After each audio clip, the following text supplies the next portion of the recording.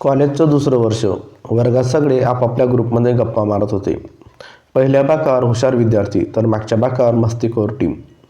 त्या मागच्या बाकावर बसलेला अर्जुन थोडा खोडकर पण मनाने अगदी संवेदनशील. त्या दिवशी नवीन मुलगी वर्गात आली, नेहा. साधी सलवार, केस वेणीत आणि चेहऱ्यावर लाजरं हसू.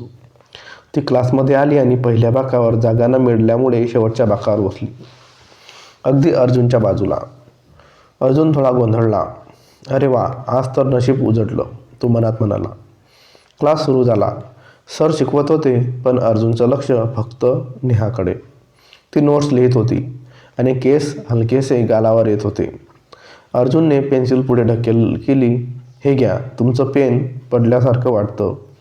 नेहा हसून म्हणाली, थँक्यू. त्या हसण्यात काहीतरी वेगळं होतं, साधं पण हो. त्या दिवसानंतर अर्जुन नेहमी ती शेवटची बेंच निवडायचा. हळूहळू दोघांचं बोलणं सुरू झालं.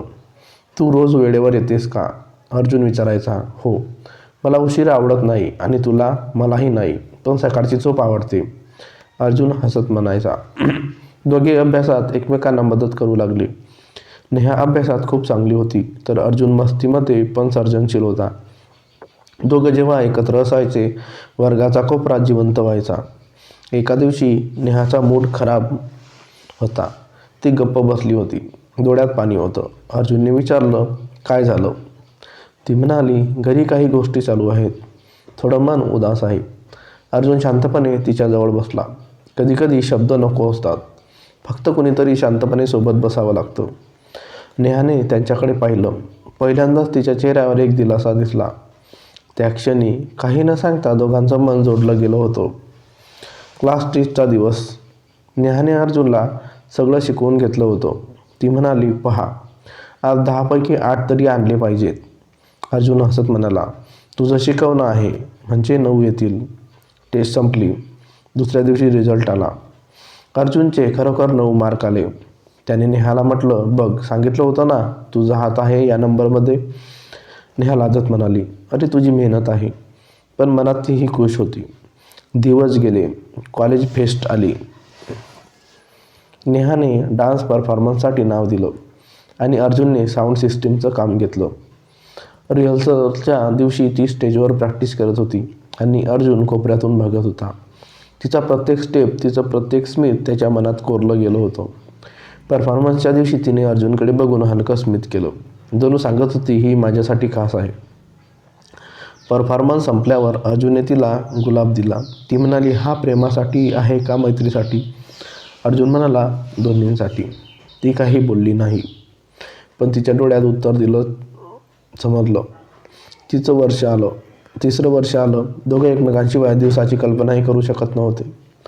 लायब्ररीत बसून अभ्यास, कॉलेजच्या मैदानावर चालत गप्पा आणि कॅन्टीनमधलं एक कोल्ड कॉफी दोघांना वाटून पिणं, हे सगळं त्यांचं छोटं जग बनलं होतं. एका दिवशी अर्जुनने धाडस करून विचारलं, नेहा, तुला कधी वाटतं का आपण फक्त मित्रांपेक्षा जास्त आहोत? नेहा शांत राहिली, मग म्हणाली, हो, पण मला भीती वाटते. अर्जुन, कॉलेज संपलं की कदाचित आपण वेगळं होऊ, मग हे सगळं फक्त आठवण उरेल. अर्जुन म्हणाला, आठवणीसुद्धा सुंदर असतात. नेहा, कधीकधी आठवण म्हणजे खरं प्रेम असतं. शेवटचा दिवस आला.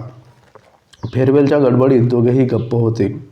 फोटो, गाणी, हशा, पण मनात एक पोकळी. कॉलेजच्या गेटाबाहेर अर्जुन थांबला. नेहाने त्याच्याकडे पाहिलं आणि हळू आवाजात म्हणाली, तुझ्यासोबत घालवलेली 3 वर्ष माझ्या आयुष्यासाठी सर्वात सुंदर वेळ होती. अर्जुन म्हणाला, आणि ती शेवटची बेंच, ती आता रिकामी राहील. नेहा म्हणाली, कदाचित, पण त्या बेंचवर आपलं नातं कायम बसलेलं राहील. दोघे हसले आणि त्या क्षणी दोघांच्या डोळ्यात पाणी आलं. विरहाचं नव्हे तर सुंदर आठवणींचं. कॉलेज संपलं पण अर्जुन आणि नेहाचं नातं कधी संपलं नाही. त्यांनी एकमेकांना शब्दात नाही तर भावनात जपलं. कारण खरं प्रेम म्हणजे नेहमी एकत्र राहणं नाही, तर अंतर असूनही मनात एकमेकांसाठी तीच जागा कायम ठेवणं. तर मित्रांनो, अशाच नवनवीन कथांसाठी आपल्या यूट्यूब चॅनलला सबस्क्राईब करा.